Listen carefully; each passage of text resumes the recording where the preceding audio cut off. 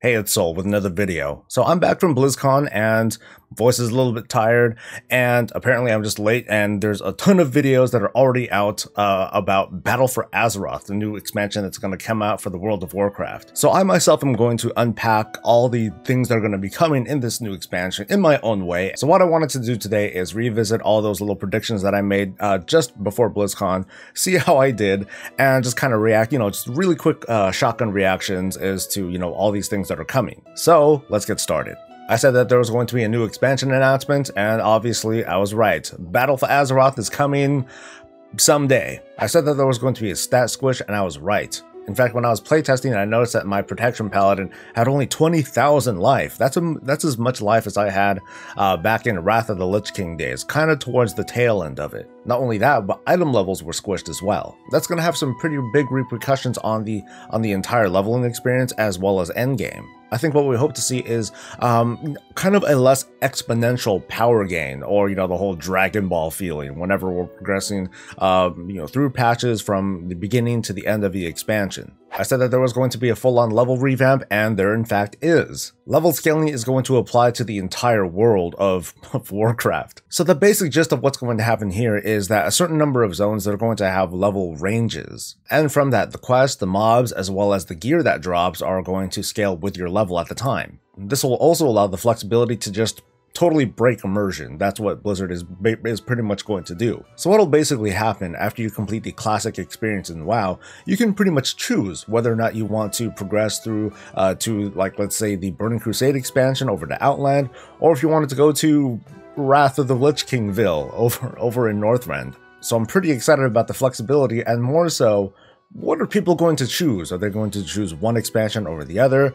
Are they just, it'll be interesting to see that kind of data later on. I said that there will not be Titan Forging, and unfortunately I was wrong. Titan Forging is going to come back in Battle for Azeroth. Supposedly there are going to be little tweaks and adjustments that I think aren't really going to help with the problem, and I'm going to speak about this and a lot of other of these things in a future video. I said that there was going to be a huge talent system overhaul, and unfortunately I was wrong. By talent system overhaul, I was talking about taking the whole, the whole kind of tree that we kind of sort of have, and scrap that and do something totally new. Now, while that's not going to show up, at the very least, we can expect some of the skills from our artifact weapons to be folded back into our characters in the form of talents. Now, of course, this is very early. During the playtest, we saw a number of classes and specs that where this actually happened. But of course, with something that specific, it's going to be too early to tell as to just what's going to happen there. But for the most part, the talent system is going to remain intact, which kind of sucks. I said that there was going to be Order Hall-like content, as in an offline progression system, and there won't be. As far as we know, there isn't going to be a garrison or an Order Hall-like thing, and I think that's going to have very, very big repercussions for the WoW economy. Specifically, I'm talking about gold generation, but just like a lot of other things, I'm going to talk about this in a future video. I said that there wasn't going to be a Legacy Realm announcement because I thought Legion was doing well enough that it doesn't warrant this yet.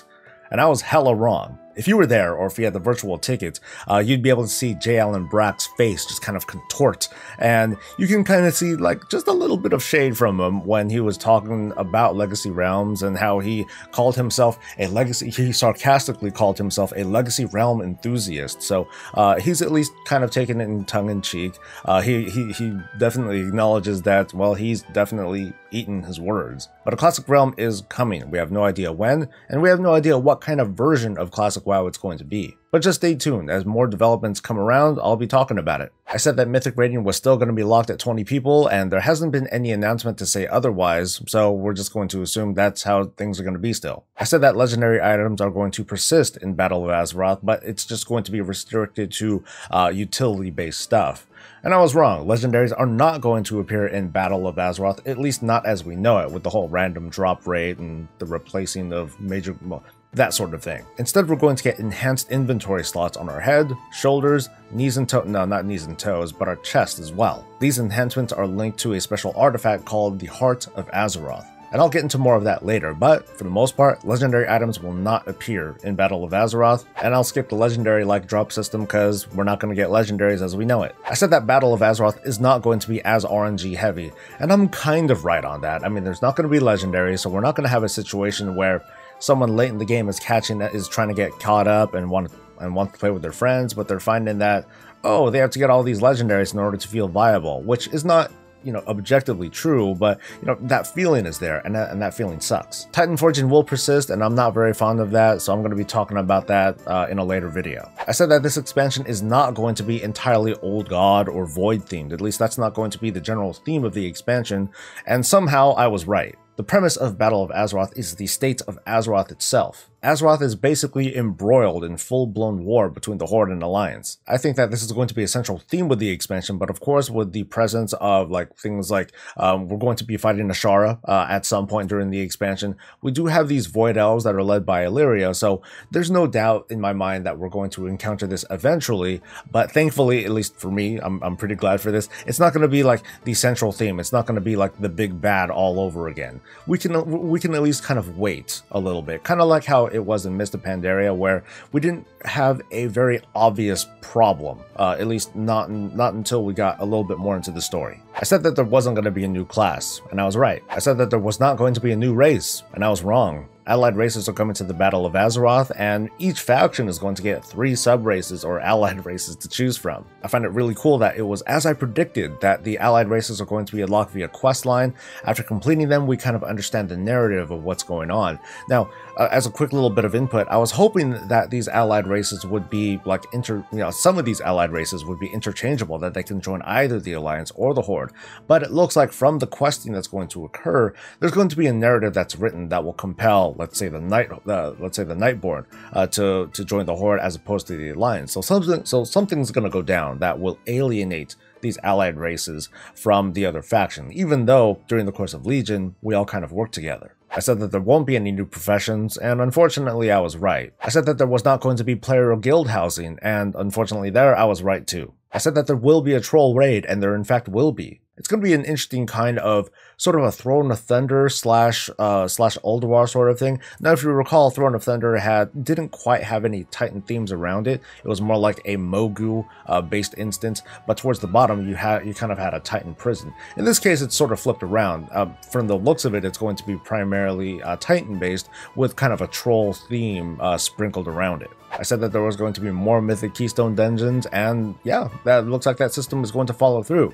We're going to get 10 dungeons at the launch of Battle of Azeroth, and chances are on top of that we're going to get new kinds of affixes, but we don't really have any details as to what these new affixes are going to be, and if they're going to retire old ones. I said that there were going to be new dungeons in the middle of the expansion, and well, I don't know why I made that kind of prediction so early in the game. They haven't talked about it yet. I said that there were going to be new race options, as in like character customization, and at least for now I'm wrong, but it was something that was announced that they are going to do eventually. Apart from additional facial customization features, we're talking about things like other allied races, or, kind of more subtle changes such as getting like brown orcs. I said that they're going to make an announcement regarding connecting other realms together, and instead, well, they didn't. I mean, this is still something that Blizzard is probably going to do, they just didn't talk about it. But a very big change that's coming is that they're going to pretty much remove the flags that separate PvE and PvP realms. This is going to have huge repercussions on the way that we perceive the world. Players will have the ability to align themselves with a PvP or a PvE-centric kind of rule set. And from that, sharding technology should kind of shift these people into kind of similar areas, so that way PvPers can play with PvPers and PvEers can just kind of do things on their own. There's a lot of questions about that though, such as, what if you're in the same party as someone who happens to be PvP and PvE based? Can the PvE person heal their party member? What's going to happen? Are they not going to be allowed to shard together regardless of party affiliation or what? So this is something that's very early, and we're just going to see what happens. I said that Worgen and Goblin models are in the works, but it's not going to be something that's going to be ready at launch, and I was pretty on the money about that. We don't really have an ETA as to when that's going to come out, whether it's going to come out on a 0.5 patch or a major 1.0 sort of patch, but for those who care, it's coming. I said that world quests are going to follow through into Battle for Azeroth, and I was right. I said that the faction leadership is going to shake up, and, well, for the most part I'm wrong. There's very little that we know about it, but it is very interesting to see in the opening cinematic of Battle for Azeroth that Anduin is very much kind of a frontline guy. He's not just hanging out way, all the way back in the sidelines. He's, really getting into it. I said that there weren't going to be a lot of major lore character deaths, and, well, that was kind of a silly prediction to make because it's way too soon to say. I mean, if anything, we don't know for sure if anything's going to happen on the immediate, but then, well, after the events of Legion and shortly after the Broken Shore event and what happened with Vol'jin and Varian, it's really hard to say. I said that Rathian was going to have some involvement in the expansion, but at the very least, according to how they pretty much said nothing about it, it won't be early on. This also means that the Dragonflights aren't going to have much of a presence early on, which is something that I thought would happen, but we'll just have to wait and see. I said that level scaling was going to continue in Battle of Azeroth, and it is. What's interesting is that Horde and Alliance are going to get entirely separate leveling experiences. This is new. We haven't seen something like this before, where usually you have the factions, eventually intersect at certain points. In this case, though, the intersection of factions isn't going to occur until max level. My hopes then are that the 3 zones that we're getting per faction are going to be incredibly meaty, rich in story, tons of quests to do, a lot of stuff to kill. I said that the old style of dailies would be returning, and well, that was kind of a lame prediction too. It's just too early to say. We have very few systems that are in place that we're ready to present during BlizzCon. I said that there was going to be a Suramar style zone, as in, something that was incredibly heavy on story and lore and whatnot without too many rewards. The whole point was to just experience a story, and for the most part, I think I'm wrong. Like I said earlier in the video, we're going to get 3 leveling zones, and then the other 3 leveling zones on the other faction side, that's where max level content is going to take place. Now, we don't know if that's going to be very heavily story driven, or if it's just going to be like, some end game sort of playground full of world quests and what have you. But the impression that I have is that it's not going to be a very expansive story that's going to take place on the other end. It's going to be mostly us invading and establishing footholds. In fact, from the way that it feels, and I don't know this for sure, of course, it's like a lot of the endgame experience is going to take place not just on the opposite faction zones, but in your original 3 zones, as well as all over Azeroth, because of this whole Azerite deal that's popping up all over the place. I said that item level scaling was going to return in some shape or form, but that wasn't talked about during BlizzCon. I said that there will not be a boat kind of mechanic in Battle for Azeroth, and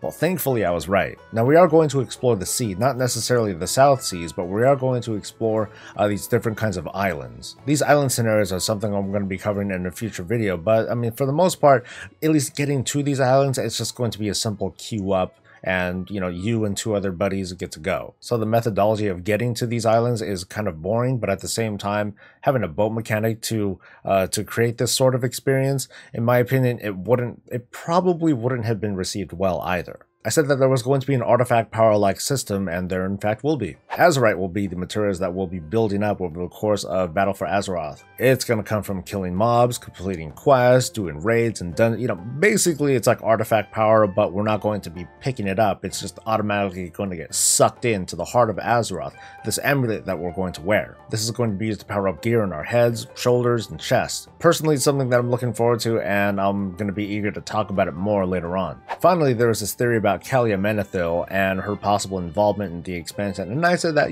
maybe that's possible, but it's not going to be something that's really at the forefront. That it's just going to be a slow character build-up over the course of the expansion, and then she might make like a big splash either later on in the story or in a future expansion. Thankfully, though, I was wrong. So that was me revisiting all my earlier predictions, and I just wanted to kick it off with that before I really start deep diving into some of these systems. Now, I know that there are a lot of videos that are already out there that explain, hey, this is what the system is, and so on and so forth. So I'm gonna be going around that. I mean, you've seen a lot of that stuff already, and so I'm gonna be going more into like reactions, analysis, suggestions, and feedback that I have for the Blizzard team, because hey, now's the time to do it before the alpha and beta come out, so we can hopefully try to do some little course corrections and try to make this expansion the thing that we want it to be. So please like and subscribe. This is just the first video in a long journey that we're all going to have together with regards to the build-up of this Battle for Azeroth expansion,